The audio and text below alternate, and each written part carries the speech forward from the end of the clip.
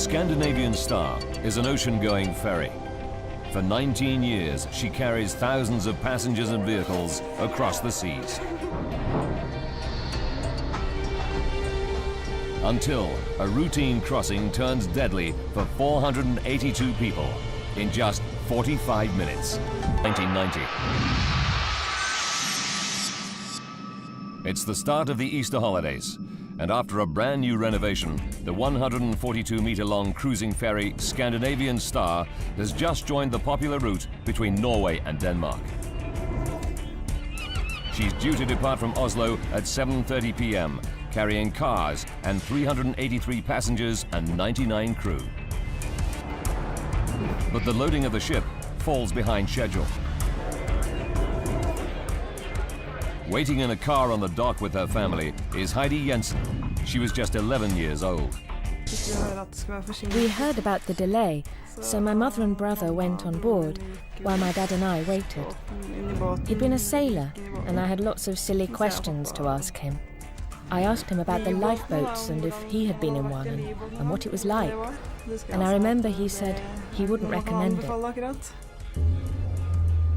Despite the delay, the passengers are looking forward to an uneventful 13-hour voyage.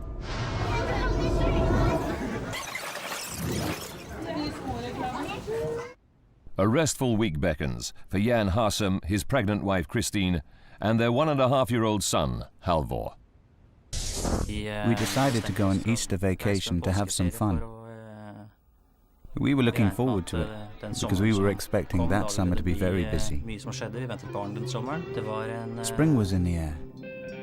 There was a nice atmosphere. The weather was clear. Perfect conditions for the 12,500-ton Scandinavian Star. Built in 1971, she's a 9-deck vessel. Deck 3 carries cars and trucks in the center and is lined around its edges by 2 decks of passenger cabins. But most of the passenger cabins are on Deck 5. There are 3 decks above these with lounges, shops, a restaurant, bar and disco. These are put to good use on a route well known for its duty-free party atmosphere. The bridge housing the ship's main controls is on Deck 8. On duty that night is Hugo Larsen. The passengers are in safe hands. He's been a ship's captain for 22 years.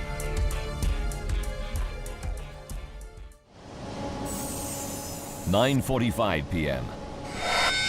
The mooring lines are cast off, and the Scandinavian Star finally gets underway, 2 hours 15 minutes late.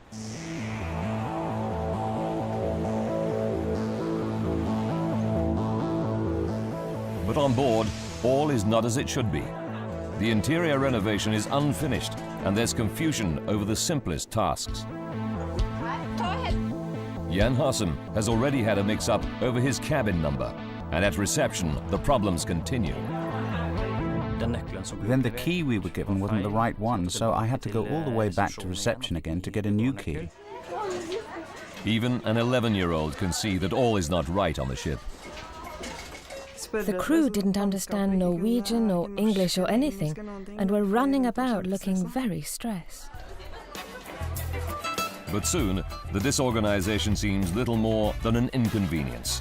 They put the problems behind them and begin to enjoy the restaurant, bar, and other facilities on board. I was looking forward to going to the tax-free shop and doing some shopping. It's the sort of thing girls that age enjoy. I didn't want to stay in the cabin. That was boring. It's midnight. The younger passengers like Heidi are in bed. Jan Harsum is restless and leaves his wife and young son to sleep in their cabin on Deck 5. Our son Halvor was only little and needed to sleep, so I walked around the ship a bit, just observing people and situations, and it seemed as if people were settling in. The Scandinavian Star is now at her cruising speed of 21 knots. The sea is calm, the night clear. The gentle motion of the ship promises a good night's sleep for the passengers already in their cabins. Yet, for some of them, their fate has already been sealed. 2 a.m. The Scandinavian Star has been underway for 4¼ hours. Those passengers who are still awake are having a good time in the ship's bar and disco on Deck 8. But 5 decks below, a small fire breaks out in a corridor on Deck 3. The fire takes hold and gains strength. It creeps up the walls and along the ceilings. The passengers on the decks above sleep on or party. By 2:09 a.m., the fire reaches into a stairwell and begins to climb through the ship's interior, setting fire to Deck 4 above. Still, none of the passengers have any idea that beneath their feet, the fire is eating its way through the ship. And neither does Captain Larsen up on the bridge of the Scandinavian Star.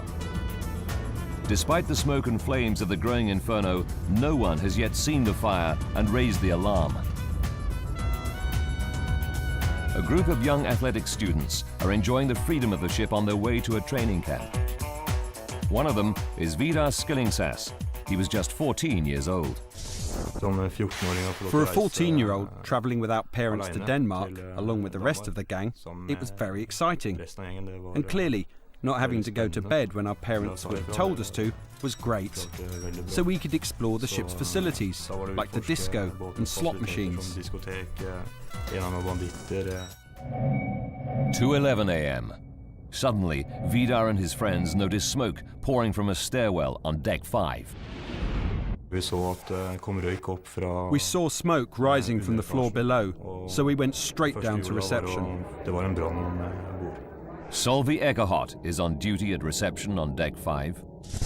3 boys came running towards me and they were screaming, "There's a fire!"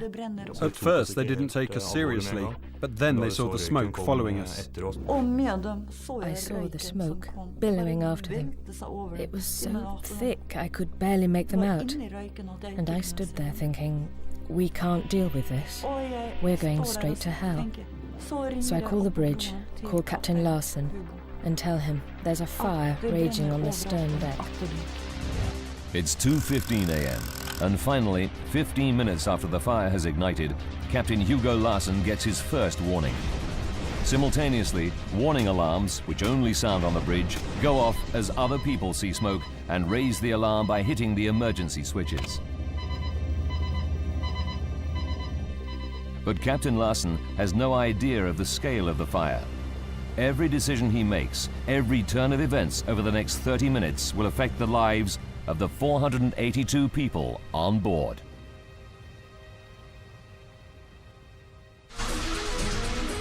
A fire has broken out on the passenger ship Scandinavian Star. 2 of the 8 decks are ablaze.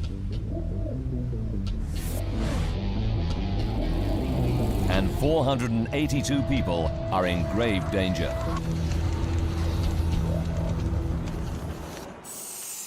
(2:15 a.m.) Fire alarms go off on the bridge to warn the captain. On most ships, this is the only place they can be heard. Captain Larsen immediately begins to close fire doors one by one using the remote controls on the bridge. This is standard safety procedure on a ship to stop the fire spreading through the interior. This course of action will turn out to be a vital clue in the investigation that follows.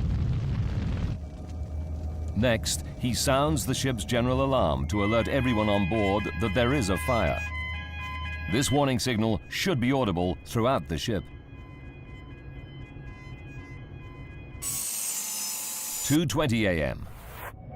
3 decks below the captain, on Deck 5, Jan Harsum is woken by his pregnant wife.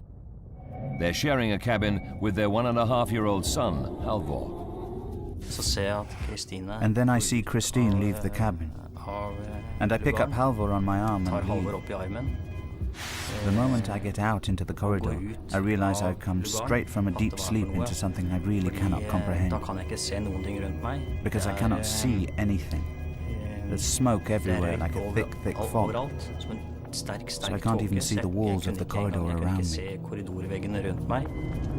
All Jan can do is grab his son and run through the thick smoke, trusting his memory of the ship's layout. He can't even see his wife Christine, who has left the cabin just seconds before him. By now, the fire is a raging inferno, and it spits out a fireball that races across an open area from one side of the ship to the other on deck 5. Both sides are now ablaze. The fireball passes only meters from the closed door of the cabin where 11-year-old Heidi Jensen and her family are sleeping. The corridor outside is almost engulfed by the flames. I just stood there screaming and staring into a wall of flames. There was lots of crackling. It was horrible. And then my dad gave me a push in the back, and I ran. That was the worst bit, running away from the flames. And when I got upstairs, I thought they were following me. Frightened Heidi runs straight into a group of fleeing passengers who lead her to the relative safety of the lifeboats on deck 7. The fire is now burning on decks 3, 4, and 5. The staircase acts as a chimney, sucking the fire upwards. It continues to climb, igniting the restaurant on deck 6. Coughing frantically, Jan Haase manages to find his way out into the fresh air at the back of the ship on deck 5. But his pregnant wife is missing. Leaving his son with others, Jan tries desperately to find her. I attempted to go back down the stairs again with the intention of looking for Christine. But I was met with such a mighty burst of smoke that came up the stairs that I remember the thought occurring to me that if I do not turn around and go back up now, then Halvor will lose me as well. 2:24 a.m. On the bridge of the blazing Scandinavian Star on deck 8, Captain Larsen has no accurate information on where the fire has reached or how fast it is spreading. Realizing the situation is out of control, he sets his VHF radio to the international emergency frequency, channel 16. Mayday, mayday, mayday. He sends out a mayday to any ships in the area. It's the most extreme distress signal at sea. Mayday, mayday, mayday. To make it easier to launch the lifeboats, Captain Larsen also cuts the engines. The Scandinavian Star is now adrift, approximately 30 kilometers from the nearest port, Lysekil in Sweden. By 2:30 a.m., the ventilation is off, another safety procedure. Unfortunately, this allows smoke to invade the passenger cabins all over the ship through the door vents. The passengers trapped in the cabins are in a terrifying situation. They have nowhere to run. In desperation, those awake seek refuge from the smoke anywhere they can, in the closets, in the showers, but there is nowhere to hide. The ship's crew are in chaos. There are no clear emergency procedures for them to follow. Only a few of the crew think to put on breathing apparatus. They go into the choking, smoke-filled interior, searching for survivors. One of them is Staff Captain Kirsten Hansen. He described the awful scene to the ship's receptionist, Solveig Ekerhard. He had a terrible experience down there. One mother, he said, had sat with her back to the wall, holding her 2 children. They were dead. He wanted to take her up, but she said, "No, let me be. I want to die with my children." And then she died. 2:50 a.m. 25 minutes after receiving the Mayday distress signal, the ferry Stena Saga is the first ship to arrive on the scene. One of her crew reaches for his video camera and records the sight that greets them. This is the actual video that he recorded.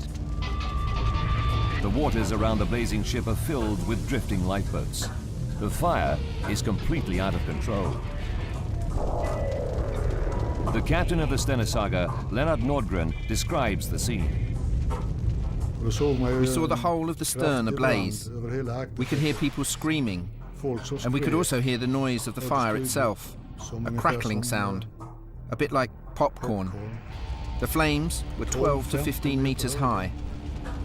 Other vessels join the Stena Saga, and between them they begin the painstaking job of retrieving the drifting lifeboats. It's 3:20 a.m. Smoke fills the bridge of the Scandinavian Star where Captain Larsen stands. He tells Captain Nordgren on the Stena Saga that he must abandon ship. Nordgren knows that the captain should be the last to leave his ship, and he wants to be sure. This is a recording of their actual conversation. Stena Saga, Scandinavian Star. Scandinavian Star, Stena Saga. I specifically asked him if everybody had been evacuated, and he answered in his own words, "As far as I know, I think everyone has got away." But the truth is that the Scandinavian Star's captain has made a fatal mistake. More than 30 people remain. They're trapped outside at the rear of Deck 5 on the ship their captain has abandoned. They can't reach the lifeboats on Deck 7. The fire is blocking their way. The water is too cold to jump. Jan Harsem is trapped and desperate to protect his baby son from the inferno. Very heavy smoke rose from all the openings in the ship. The fire had an overwhelming energy to it. We heard what sounded like deep thunder rolling inside the ship. Rescue boats spot them and send lifeboats to the rear of the blazing ship. Jan escapes by climbing precariously down ropes with his young son strapped to him. At this point, the rescuers finally begin to believe that all the passengers are saved. 5:30 a.m. It's at this moment that the first emergency services enter the Scandinavian Star. 9 firefighters from Gothenburg, Sweden, are winched onto the deck. Their leader is Fire Chief Ingvar Brynfors. When we made contact with the ship, the sight made our hair stand on end. It was an incredible sight. The sky was blazing red against the black horizon to the west. 7 a.m. The firefighters have been on board for an hour and a half, searching the ship for survivors. They reach the rear section of Deck 5 and are horrified to discover dead bodies everywhere. It was like the gates of hell. People were lying all over the place in the corridors. We broke down the doors so we could get into other places, and there were people lying on their beds, in the lavatories, in the showers. We counted 71 victims in there. The final victim count at the rear of Deck 5 is 76. Nearly half the people who die succumb in this one small area. What made it so dangerous? Survivors are taken by rescue boats to ports in Sweden, Norway, and Denmark. People become separated in the confusion, and many don't even know if their family and loved ones are safe in a different port or left behind on the burning ship. This unique news footage shows Heidi Jensen and her family as they arrive at Sandefjord, Norway. For her father, an ex-sailor, seen here carrying her younger brother, it's all too much. I saw Dad's reaction. He started crying. I think he began to take in what had happened. It had not sunk in before that. But when I saw him reacting in that way, I started thinking it was something big we had experienced, something awful. The firefighters on the Scandinavian Star continue to scour the smoking ferry while it's towed to Lysekil in Sweden. As they widen their search, the number of dead continues to rise. Jan Harsem and his young son reach land. There is still no news of his pregnant wife, Christine. It's almost too much for the human mind to cope with. Had she come out someplace else? Had she been picked up by another craft? Alt var usikkert. After a week of agony, the police deliver the awful news. So Christine's casket and our little son, she was, as I've mentioned, pregnant, were then brought to the churchyard in Asker where we lived and placed there. Christine Hassem leaves the same cabin as Jan at the same time, yet he lives and she dies. She's one of a staggering 158 victims that lose their lives in just 45 minutes aboard the Scandinavian Star. Now, by rewinding the events of that fateful day and by going deep into the investigation, we can reveal what truly happened. How did the fire start? Why did so many people die in one small section of the ship? Advanced computer simulation will take us where no camera can go, into the heart of the disaster zone.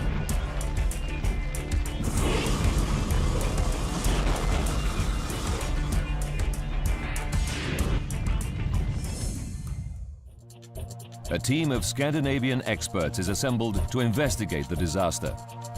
Using their data, we can piece together the deadly chain of events to find out what caused this terrible tragedy.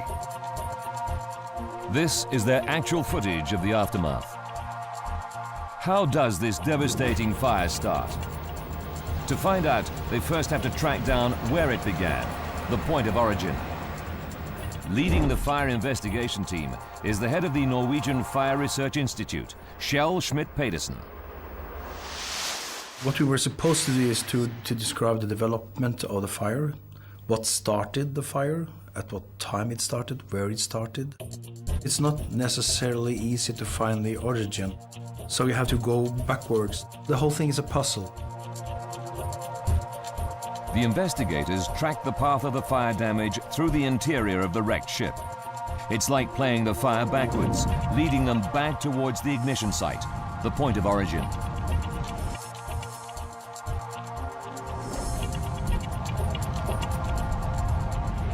The trail ends in a corridor on deck 3. They know that the answer to what starts this devastating blaze must lie in the wreckage of this corridor seen here in their original video. They believe a pattern of burn damage marks the exact spot where the fire started, and they discover traces of linen there. They conclude that the fire was started in a pile of bedding. But what sets the bedding on fire? There was no electrical equipment. There was no heating from the chimney case, and there was no hydraulic oil system in that corridor. We found no equipment or anything that could have naturally started the fire. Could it have been set accidentally by a passenger or crew member? They discover that the passenger cabins on deck 3 were not in use. The deck should have been empty. They're mystified. The truth will only become clear when the investigators unravel all the secrets of the fatal blaze on the Scandinavian Star. 2 a.m. Using forensic science, Schmidt-Pedersen's team calculate that this is the earliest start time for the fire. 45 minutes to disaster. The investigation now focuses on the escalation of the blaze. How did a fire in a simple pile of bedding turn into a massive blaze that sweeps through the 142-meter-long Scandinavian Star? A fatal fire tears through the ferry Scandinavian Star. It kills 158 men, women and children and is one of the worst maritime disasters in Scandinavian history. Using advanced computer graphics based on the official report, we go deep into the investigation to unravel the deadly chain of events. What started this awful fire remains unclear. Fire investigators do establish that 2 a.m. is the earliest possible moment that the fire began, when a pile of bedding on deck 3 ignited. But the investigators are puzzled. How did this small fire grow into a massive blaze? To fully investigate the fire on the Scandinavian Star and unravel its secrets, they have to recreate the fatal blaze. But this time, in the laboratory. So we had to make a full-scale experiment and with the same type of corridor as we had on board the ship, because that was important to the development of the fire. And with the same material used, everything the same. The bedding fire alone would have burned out. With the ship's steel walls and fireproof asbestos lining, the fire should have had nowhere to go. And when they examine the burnt-out interior, they find the asbestos boards, although buckled, have not burnt. If it isn't the lining boards themselves, what is the fuel source for the fatal blaze? Something is fueling the fire as it races through the ship. The investigators are mystified. They dig deeper. What they discover is that the decorative white finish that covers the asbestos boards has completely disappeared. But this thin lining is barely 1.6 millimeters thick, little more than the thickness of a CD. When you have a material that is 1.6 millimeters thick, that is not very much. So the first thing we did is to investigate how is it ignited, what is needed to ignite it, how much heat will it release. Schmidt-Petersen's experiments reveal that the wall lining is in fact extremely flammable. Calculations show that burning a 1 meter square piece of this lining turns out to be roughly the equivalent of throwing 1.5 liters of petrol into the blaze.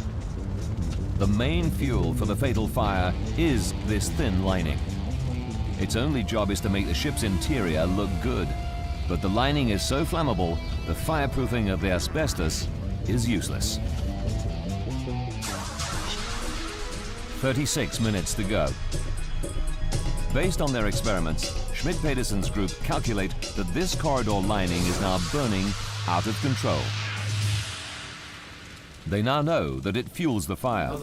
But how does it get beyond the corridor on deck 3? Why don't the ship's fireproof bulkheads and fire doors contain the blaze in the corridor? We have 2 bulkheads on the ship, one here and one here. And they're supposed to divide the ship into 3 different compartments, giving the result that a fire within one compartment should not spread to the other compartment. Fire doors allow passengers through the bulkheads and subdivide each compartment to contain a fire.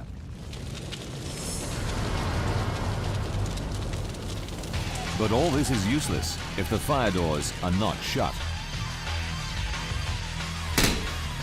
On the bridge, Captain Larsen closes fire doors by remote controls in areas where fire alarms are activated.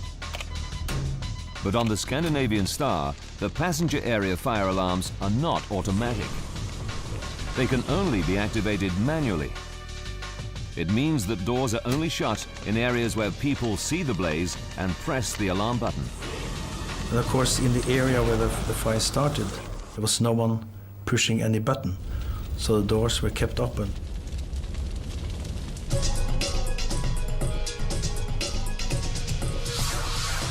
"36 minutes to go.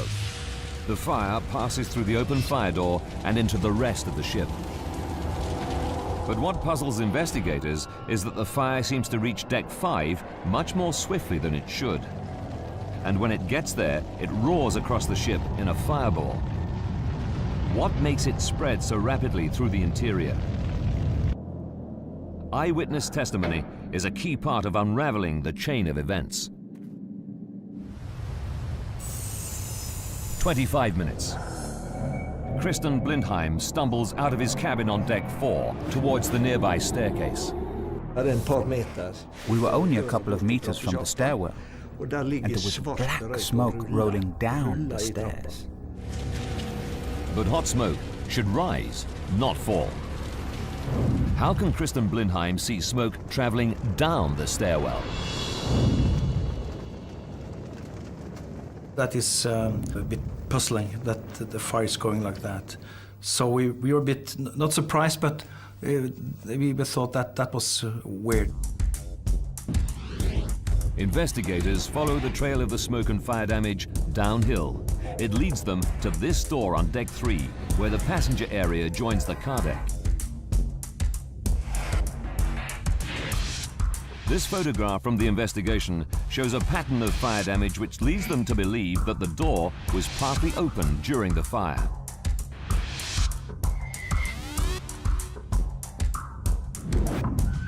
A further clue comes from the scorched van parked right by the door. This damage can only have been caused by hot gases coming through the door and burning the vehicle. The car deck is ventilated by powerful fans designed to suck dangerous vehicle exhaust fumes out of the ship. But with the fire door to the car deck open during the blaze, these fans are literally sucking the fire through the ship. The fire starts in a corridor on deck 3. Within 20 minutes, the airflow sucks the fire up the staircase to deck 5. The conditions there transform it into a fireball that roars across the open space on deck 5 to the stairwell on the other side of the ship. The smoke and flame is then sucked down this stairwell, through the open fire door, and into the car deck. By the time the ventilation fans are all off, 10 minutes later, it's too late. But what is still a mystery to the investigators is why 39 victims at the back of Deck 5 failed even to get out of their cabins. They focus on how the passengers are alerted. The main warning comes when they hear the ship's alarm. Surely this would have alerted the passengers. The team investigates the layout of the cabins and the positions of the alarm sirens. They discover that for 59% of the occupied cabins in the rear of Deck 5, the sound level of the alarm is less than 57 decibels, substantially quieter than inside a Rolls-Royce traveling down a freeway. The explanation for the sleeping passengers is simple. They probably never heard the alarm. It was just too quiet. Expert fire training officer Chris Harris explains why. It starts off very loud, and it starts travelling down the alleyway. And it has to turn left or right through another alleyway, and it carries on and on and on. But of course, it's passing the cabin doors where the passengers are. So it's restricted again. Plus, of course, the ship being a living ship, we have inbred sounds all the time, the ventilation, the engine noise. With the alarm masked by the distance, the sounds of the ventilation and the engines, the passengers in those cabins probably never even woke up.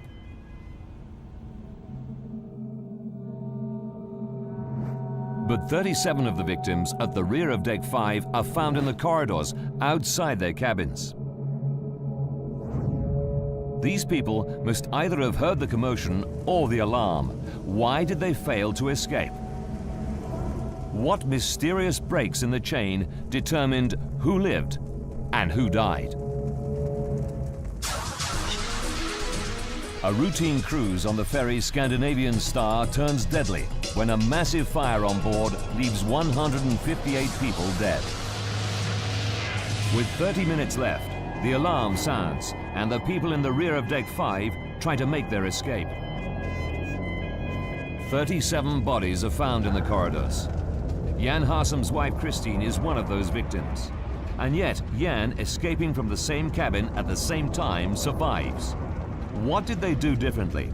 Investigators are mystified. They study the layout of the ship for clues about the mysterious death zone at the rear of Deck 5. What they find is horrifying. Fire safety engineer Professor Ed Galea explains. The Scandinavian Star had a particular problem on Deck 5 towards the aft section. You would find, you walked along this corridor, it's a dead end, and the exit is just back from the end of the corridor. On the other side of the vessel, you had a similar dead end, and then to get out, you need to come back. Life or death lies in the instantaneous decisions people make as they struggle to escape from the confusing maze of the blazing Scandinavian Star's interior. Jan Harsem, carrying his young son Halvor, turns right when he reaches these corridors. The body of his pregnant wife Christine is found to the left. She couldn't find an exit in the maze of corridors. He turns right, she turns left. That tiny decision means he and Halvor live and Christine dies. The investigators now understand what the victims faced trying to escape from the Scandinavian Star. There is just one question about their fate that is unexplained. What actually kills them? Despite the fire's ferocity, the bodies found at the rear of Deck 5 are not burnt. So, if it isn't the flames, what is it that claims the lives of so many victims? The investigators' attention is drawn to the thick smoke generated by the burning wall linings that filled the interior. Their experiments reveal the awful fact that the smoke on the Scandinavian Star is particularly nasty. Not only does it contain carbon monoxide, but something equally deadly: hydrogen cyanide. Hydrogen cyanide is a rapid killer, and if you know some history, you know that that was the same gas Hitler used against the Jews in the concentration camps. So it's a real killer. When hydrogen cyanide and carbon monoxide are inhaled together, the combination is devastating. Of the 158 victims, all but 10 perish by breathing the deadly smoke.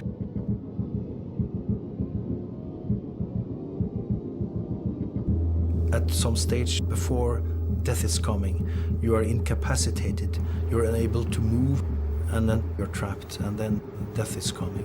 And all that is taking only a few minutes in this case. Within 8 to 12 minutes of the start of the fire, computer simulations suggest that the amount of toxic smoke on Deck 5 was already reaching a fatal level.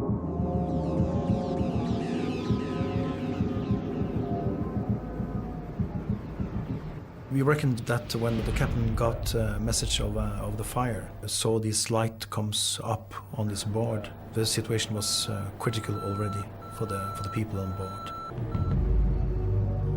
Once the toxic smoke reaches the passenger areas, the timeline becomes less exact. The victims did not survive to record them. 45 minutes after the fire starts, Schmidt-Pedersen's group calculate that the disaster is complete. The fire is out of control, the interior filled with deadly smoke. All of the victims in the cabins and the corridors have died, trapped in their cabins or lost in the interior. The first rescue vessel, the Stena Saga, is still 5 minutes away. But investigators remain puzzled by one thing. In an emergency situation, the crew are responsible for the safety of passengers. They're supposed to be trained to deal with emergencies. Why do they not perform better on the Scandinavian Star during the disaster? The investigators check the ship's logs and registers and interview the crew. Then they unearth the truth. The seeds of the disaster were planted more than 2 weeks before the fatal fire. The Scandinavian Star was rushed into service. The ship had only been in Scandinavian waters for 15 days. Before that, she'd been doing a completely different job, working as a casino cruise ship more than 5,500 kilometers away in Miami with a different crew. The ship's management had scheduled just 10 days to convert the ship from a floating casino cruise ship to a passenger ferry and train an almost completely new crew. It's not nearly long enough, as Master Mariner Captain Emma Tiller explains. I would not consider 2 weeks reasonable to train the crew up on a new vessel with a new layout. I would consider somewhere in the region of 6 to 8 weeks to be more reasonable. Not one single fire drill had been carried out. Even more disturbingly, they discovered that many of the new crew spoke neither English nor any of the Scandinavian languages. A fact that many of the passengers had spotted before the catastrophe. Later in the evening, I realized that many of the crew were Portuguese and didn't speak Norwegian, and to some extent, not English either. Confusion in the multilingual crew is a problem on board from the very start of the ferry's journey. When the catastrophe happens, the crew organization simply falls apart. As Lennart Nordgren, captain of the rescue ship Stena Saga, explains. It turned out later that so much was missing, both in crew training and conditions on board, that they were absolutely not ready to go into service.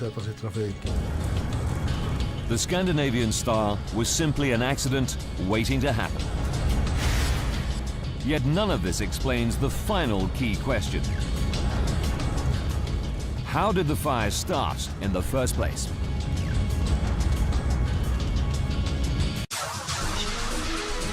Investigators have worked out how a fire races through the Scandinavian Star, causing catastrophe. Now they focus on how the fire started. They make a chilling discovery. It isn't the first fire on board the ship that night. 15 minutes before the fatal blaze, there was another fire. Kristen Blindheim witnessed it firsthand. It happens right outside his cabin. I tear the door open and see flames from the floor to high up under the ceiling. So, I dive to the bed, tear off my bedclothes and run out into the corridor and throw them over the flames and stamp on them to put the flames out. The captain is made aware of the fire and it's promptly extinguished. Kristen is told everything is under control, but it isn't. No one checks for another fire, no alarms are sounded, no fire doors are shut. Until it's too late. Little evidence of the first fire remains, but the official report concludes that it was probably started by a naked flame. And Schmidt-Petersen's investigators failed to find any evidence that the second fire could have started accidentally. Well, that led us to the likely conclusion that this was set on purpose with a match or a lighter. Someone set the disaster fire. It was arson. As to who the arsonist is, we may never know. When police begin to go through the backgrounds of the victims, they find that one of the Danish passengers has a police record. He had 4 previous convictions for arson, and police suspicion turns towards him. However, the Scandinavian Star had 2 sister ships when she worked in the US. All 3 of them had suffered major fires in the 7 years preceding the disaster. In fact, only 2 years before the fatal voyage, there was a major incident on the Scandinavian Star herself when her engine room caught fire. The ship was heavily criticized at the time by the US accident investigators, the National Transportation Safety Board. One of their main findings, lack of a common language amongst the crew, exactly what the Scandinavian investigators conclude. A deadly chain of events leads to the disaster. A break anywhere in the chain could have prevented or reduced the catastrophe. If the crew had been better prepared, more passengers might have been evacuated. If the captain had responded effectively to the first arson attack, the second fire might have been caught sooner. If someone had been on deck 3 to report the fire, it would never have gained such a deadly hold. If there'd been smoke or heat alarms in the passenger areas, the fire could have been caught when it was still small. If all the fire doors had been shut immediately, the fire would have been trapped and unable to spread.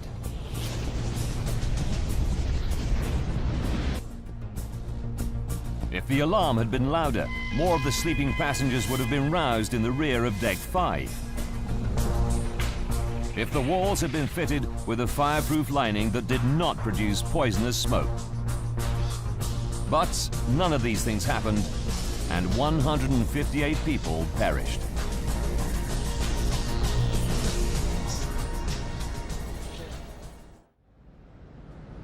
In a part of the world that prides itself on its attention to safety, this fire shakes Scandinavians to the core. It's one of their worst maritime tragedies. The official report condemns the ferry operating company and the captain. Captain Larsen and the ferry company's owner and shore manager are all given 6-month jail terms for their negligence. For the survivors, the devastating effects of the tragedy remain. The dreams of 11-year-old Heidi Jensen are disturbed for years. I kept imagining that there was fire around me, around my feet. I thought there were flames everywhere. When I was in one room, I'd imagine next door was full of flames. Jan Hassem had to bring up his young son alone. He remarried 12 years later. He's since become an expert in safety at sea and devotes much of his time attempting to improve safety on ships operating across the globe. The issue with ships with inadequate safety is international. So you could be traveling in Europe, you could be in the USA, and you could at any time find yourself in the same situation, because this problem has not been resolved. But out of the disaster come some lessons and some hope. Even if the Scandinavian Star had had better equipment, if she'd been more safely designed, the passengers would still have been at the mercy of substandard training and a crew that didn't even speak the same language. This was the lesson of the Scandinavian Star. The accident was influential in the development of new international safety codes. These place more responsibility on the owners and operators of ships to make sure their crews are properly trained and ready for emergencies. The hope is that the tragedy of the Scandinavian Star may make journeys at sea a little safer for every passenger.